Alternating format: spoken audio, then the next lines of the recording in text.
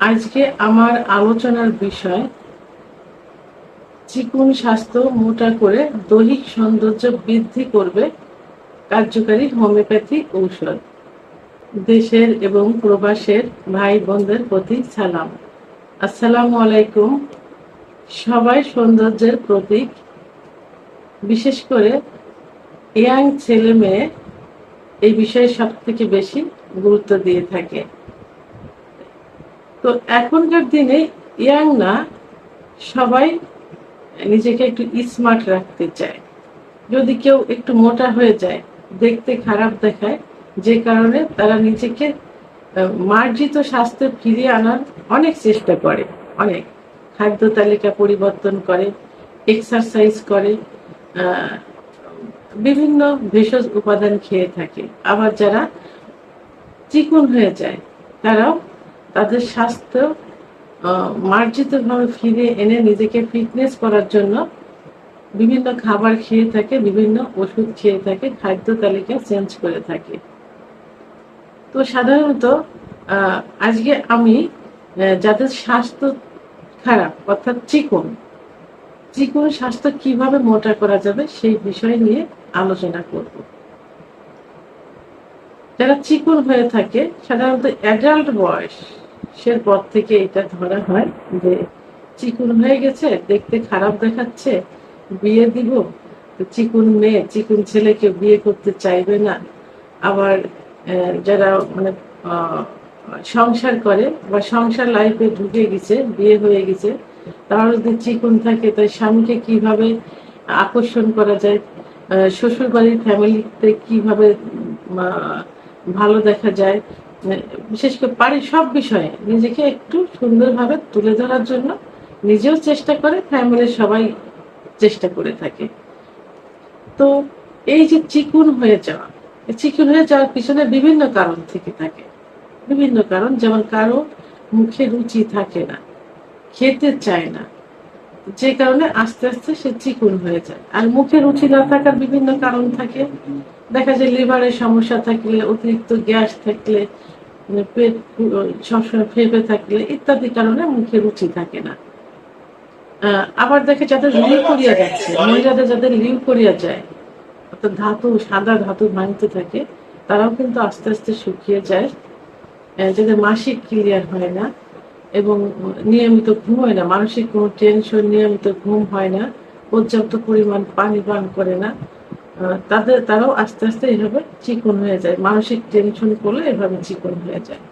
আবার পুরুষদেরই একই অবস্থা হয়ে থাকে। দেখা যায় যে অতিরিক্ত নেশা, ধূমপান করলে, যদি অতিরিক্ত হস্তমৈথুন করে, তাহলে চক্ষু কোঠারগত হয়ে যায়, চোখ বসে যায়। তো এরা কাবু হয়ে যায় এবং নিয়মিত ঘুম না হলে। পুরুষ মহিলা উভয়েরই এই চিকন হয়ে যাওয়ার পিছনে এই কারণগুলোই থেকে থাকে। তো এখন চিকন থেকে মোটা হওয়ার জন্য অবশ্যই এই কারণগুলো পরিত্যাগ করতে হবে।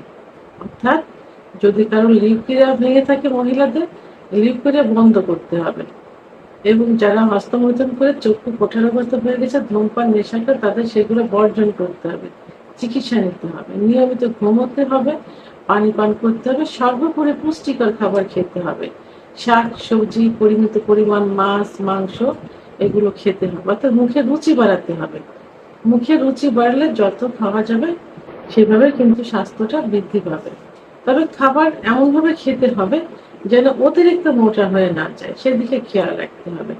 সব দিক থেকে নিজেকে কন্ট্রোল রেখে, আবার দেখা যায় ডায়াবেটিস থাকলে কিন্তু শুকিয়ে যায়, এই জন্য ডায়াবেটিস কন্ট্রোল রাখতে হবে, এক্সারসাইজ করতে হবে। তারপর মোটা হওয়ার জন্য, মাংস বৃদ্ধির জন্য, মুখে রুচি বাড়ার জন্য কিছু হোমিওপ্যাথি ওষুধ আছে কার্যকারী। এই হোমিওপ্যাথি ওষুধগুলো সেবন করতে হবে। আজকে আমি 4টা মাদার টিংচার নিয়ে কথা বলবো, হোমিওপ্যাথি, যেগুলো মুখে রুচি বৃদ্ধি করবে, শরীরকে ধীরে ধীরে স্মার্ট স্বাস্থ্যে ফিরিয়ে আনবে। এর মধ্যে 1 নম্বর যে ওষুধটি, অর্থাৎ মাদার টিংচারটি হলো আমলকি মাদার টিংচার। আমলকি মাদার টিংচার এটা কিন্তু মুখে রুচি বৃদ্ধি করতে সাহায্য করে থাকে। আর এটা অবশ্যই খালি পেটে খেতে হবে, খাবারের আধা ঘন্টা আগে। ওষুধটি 10 ফোঁটা ঠান্ডা পানি সহ দিনে 3 বার, খাবার আধা ঘন্টা পূর্বে। আর ওষুধটি 1 থেকে 3 মাস সেবন করতে হবে। 2 number, alpha alpha mother tincture. Alpha alpha mother tincture সম্পর্কে অনেকেরই কিন্তু কম বেশি ধারণা রয়েছে। অনেকেই জানে যে আলফা আলফা স্বাস্থ্য বৃদ্ধি করে দেয়, স্বাস্থ্য বাড়িয়ে দেয়। বিভিন্ন কোম্পানি বিভিন্নভাবে আলফা আলফা মাদার টিংচার দিয়ে সাসপেনশন সিরাপ আকারে বাজারে ছেড়েছেন, বিভিন্ন নামে ছেড়েছেন। তাই মাদার টিংচারের কথা বলবো। মাদার টিংচার সেবন করলে খুব দ্রুত আবার সুস্বাস্থ্য ফিরে আনতে সাহায্য করবে। তো আলফা আলফা মাদার টিংচার 10 ফোঁটা ঠান্ডা পানি সহ দিনে 3 বার, খাবার আধা ঘন্টা আগে অথবা আধা ঘন্টা পরে সেবন করতে হবে 1 থেকে 3 মাস। 3 নম্বর ওষুধটি ক্যারিকা পেপিয়া। ক্যারিকা পেপিয়া যাদের পেটের সমস্যা থাকে অর্থাৎ হজমের সমস্যা থাকে, খাবারের পর পেট ফুলে থাকে, পেটে বুটভাট শব্দ হয়, তাদের জন্য ওষুধটি ভালো কাজ করে থাকে। তো এই ওষুধটি সেবন করলে পেটের সমস্যা দূর হয়ে যাবে। আর পেটে যদি সমস্যা থাকে তাহলে কোনো খাবার খেলে কিন্তু সেটা শরীরে লাগবে না, সেটা হজম হবে না, ওইভাবে মলের সঙ্গে বের হয়ে যাবে খাবারগুলো। তো এই জন্য আগে পেট ঠিক করতে হবে, গ্যাস ঠিক করতে হবে। তা সেক্ষেত্রে ক্যারিকা পেপিয়া খুব গুরুত্বপূর্ণ ভূমিকা পালন করে থাকে। ওষুধটি 10 ফোঁটা ঠান্ডা পানি সহ দিনে 3 বার সেবন করতে হবে, খাবার আধা ঘন্টা আগে অথবা আধা ঘন্টা পরে। ওষুধটি 1 থেকে 3 মাস পর্যন্ত সেবন করা যেতে পারে। 4 নম্বর যে ওষুধটি বলবো সেটি হলো সেবাল শেলটা। সেবাল শেলটা দৈহিক সৌন্দর্য বৃদ্ধি করতে সাহায্য করে, অর্থাৎ চিকন থেকে মোটায় পরিণত করে মাংস বৃদ্ধি করতে সাহায্য করে থাকে। ওষুধটি 10 ফোঁটা ঠান্ডা পানি সহ দিনে 3 বার সেবন করতে হবে, খাবার আধা ঘন্টা আগে অথবা আধা ঘন্টা পরে।